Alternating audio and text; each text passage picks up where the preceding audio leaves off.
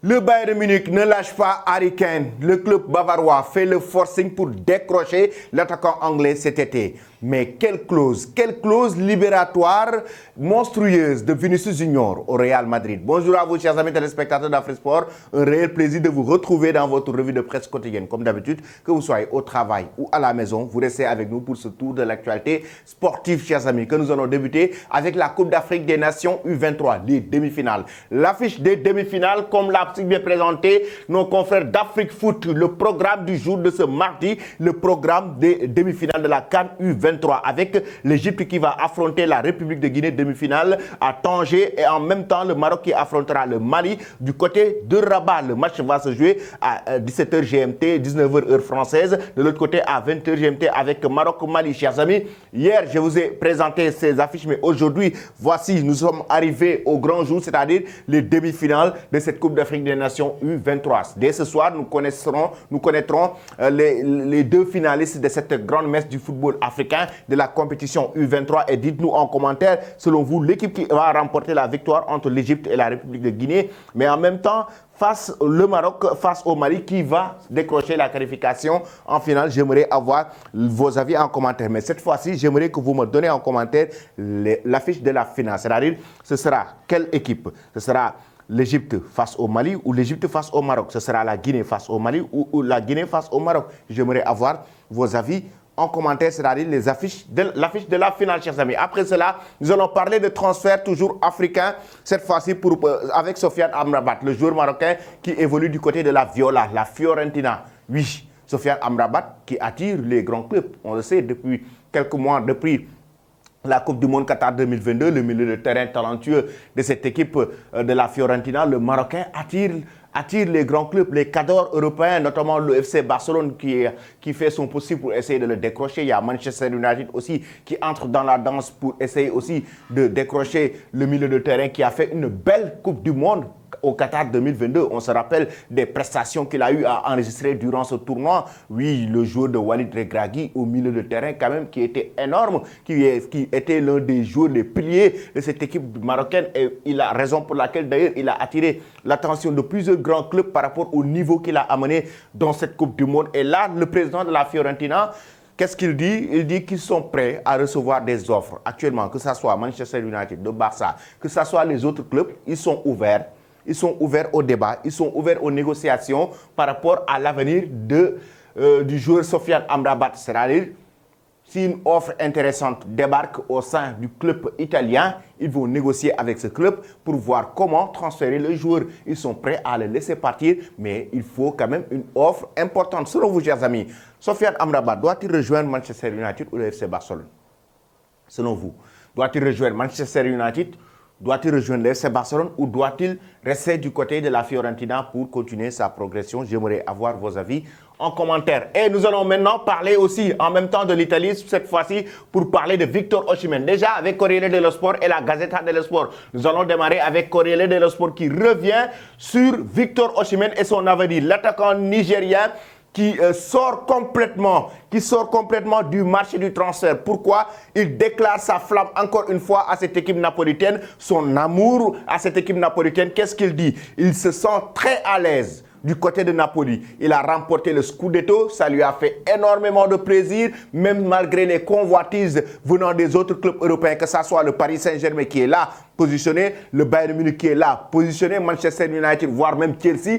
Victor Osimhen, chers amis, veut bel et bien rester du côté de Napoli parce qu'il a montré encore une fois son amour à l'endroit du club italien. Il a évoqué avec des propos relayés par Corriere dello Sport et l'attaquant nigérien actuellement en vacances. Qu'est-ce qu'il dit? L'amour qu'il porte pour Napoli. Il a beaucoup de satisfaction au sein de Napoli. Lorsqu'il évolue à Napoli, il a du plaisir, il gagne du plaisir à jouer pour ce club italien malgré les convoitises donc de ces grands clubs. Il a été le meilleur buteur de la Série A cette saison, je rappelle, malgré qu'ils sont éliminés en quart de finale de Ligue des Champions par le grand Milan AC. Victor Osimhen, chers amis, donc qui va donc certainement rester du côté de Napoli, même si le Napoli demandait une somme de 130 voire 150 millions d'euros pour essayer de le décrocher, mais pour le moment, son ambition ou son objectif, c'est de rester du côté du club italien. L'autre dossier, l'autre joueur africain, il s'agit de Boulaye Dia.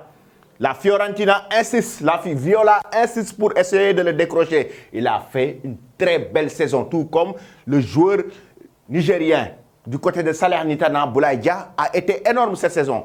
Malheureusement, à la fin de la saison, il a été opéré au genou, raison pour laquelle d'ailleurs il n'a pas participé aux rencontres, au match amical face au Brésil avec le Sénégal. Il n'a pas joué aussi la 5e journée des éliminatoires de la CAN 2024. Il a été opéré au genou du côté de Lyon.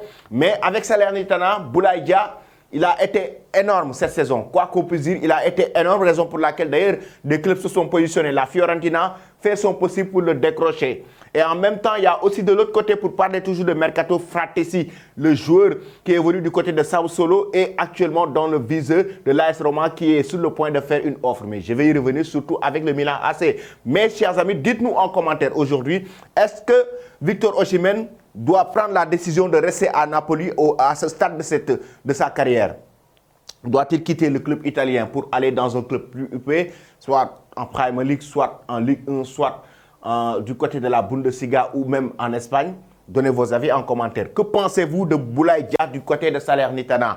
Est-ce du côté de la Fiorentina? Est-ce une bonne idée? Est-ce un bon choix? Le joueur sénégalais doit-il rejoindre la Viola? Vous donnez vos avis en commentaire. Je vous ai parlé tout à l'heure de Fratesi, le talentueux joueur du côté de Sao Solo. Voici ce que le Milan AC aussi est en train de manigancer. De l'autre côté, il y a l'AS Roma qui veut faire une offre pour décrocher le joueur italien. Mais en même temps, de l'autre côté, le Milan AC est en train de voir comment négocier avec la direction de Sao Solo. La Gazzetta dello Sport nous donne cette information pour nous dire que d'ailleurs, il y aura une rencontre entre la direction de Sao Solo et la direction du Milan AC pour négocier pour la somme de 35 millions d'euros demandée par Sao Solo pour essayer de décrocher le joueur très talentueux qui évolue du côté de Sao Solo, qui a fait une très belle saison, raison pour laquelle le Milan AC veut le recruter dès cet été, mais pour ne pas faire de la folie, mais pour le recruter très logiquement et très sincèrement, parce que c'est un joueur talentueux, mais il est jeune et il va continuer sa progression. Et selon le média italien, le Milan va rencontrer la direction de Sao Solo. Que pensez-vous de ces dossiers très chauds de ce mercato estival de l'Italie? J'aimerais avoir vos avis là-dessus en commentaire. Après cela, nous filons en Espagne avec Mundo Deportivo. Déjà, avec le Barça. Xavi Hernandez qui veut Xavi Hernandez qui veut l'attaquant de Girone. Il s'agit de Romeo, comme il l'a si bien évoqué. Le technicien est OK pour le pivot de Girone et a demandé que le Barça fasse son possible pour le décrocher parce qu'il a le profil économique et sportif pour venir jouer au Barça. Et il a été clair concernant ce dossier. Xavi Hernandez le veut au sein de son équipe. Xavi quiere Romeo et l'a si bien évoqué le média Mundo Deportivo. Xavi Hernandez, l'entraîneur espagnol, donc est en train de voir comment renforcer son effectif sur le plan tactique et en même temps sur le plan technique, raison pour laquelle d'ailleurs il veut cet attaquant de Girone pour renforcer son effectif. En même temps, de l'autre côté, le quotidien Sport nous dit que Arda Güler, quiere Barça, a pris sa décision. Selon le média ibérique, Arda Güler, le jeune talentueux joueur turc. Hier, je vous ai parlé de lui dans la revue de presse pour vous dire qu'il y aura une décision imminente concernant le joueur turc, et le média Ibérique Sport nous dit qu'il a pris sa décision et que c'est la destination du Barça. C'est quoi? Il veut jouer au FC Barcelone, raison pour laquelle d'ailleurs il y a eu plusieurs clubs qui se sont positionnés. Je vous ai cité hier les clubs avec le Barça, le Real, l'AS Roma, le FC Séville, il y a le Paris Saint-Germain, il y a Chelsea, plusieurs clubs qui veulent décrocher le joueur à cause de son talent qui est énorme. Il voit carrément qu'il a beaucoup d'avenir dans le milieu du football et dans le très haut niveau, mais il veut jouer au Barça selon le quotidien Sport. Pensez-vous que, chers amis, le Barça doit faire son possible pour décrocher Arda Güler du moment où il a beaucoup d'avenir? Donnez vos avis en commentaire. Et nous restons avec le FC Barcelone, avec un autre média espagnol, un autre média ibérique, l'Esportivo, qui vient pour nous parler, oui, de Jules Koundé au sein du FC Barcelone. Il a toujours évoqué que son poste de prédilection, c'est défenseur central.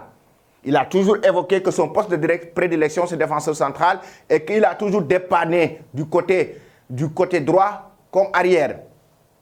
Il faut que je vous rappelle quelque chose.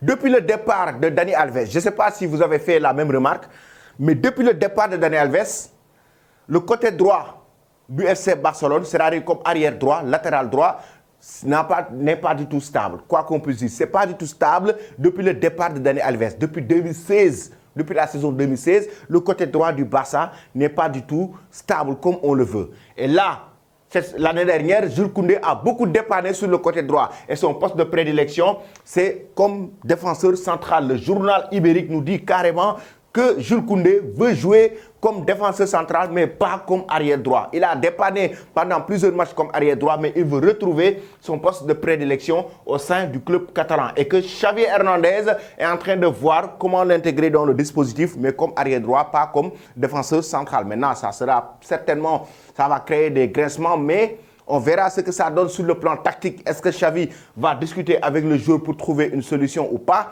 Est-ce que ce sera une défense à 3 ou il sera comme défenseur central mais qui sera sur le côté droit? Ou ce sera même comme arrière droit durant toute la saison qu'il va évoluer? Mais il reste un bon défenseur mais qui a dépanné l'année dernière comme arrière droit et qui reste un poste de prédilection, son poste de prédilection défenseur central. Que pensez-vous de cette situation? Est-ce que Jules Koundé doit-il quitter le Barça parce qu'il ne retrouve pas, il ne joue pas à son poste, ou doit-il rester au Barça et dépanner sur le côté droit? J'aimerais avoir vos avis là-dessus en commentaire. Nous allons rester en Espagne, mais cette fois-ci avec la presse madrilène, le quotidien AS, Blendaje, Galactico.